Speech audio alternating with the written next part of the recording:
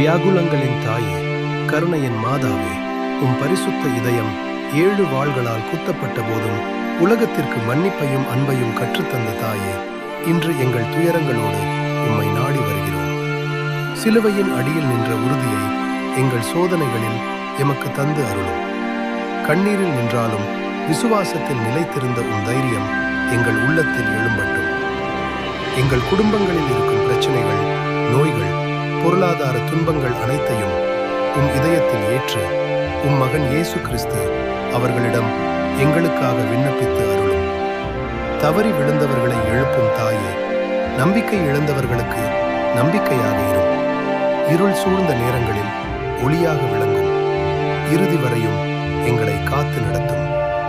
வியாகுல மாதாவே, எங்கள் கண்ணீரை ஆசீர்வாதமாக மாற்றும். எங்கள் துயரங்களை ஜெயமாக மாற்றும். எங்கள் வாழ்வை உம் மகனின் சித்தத்தின்படி வழிநடத்தும். ஆமென்.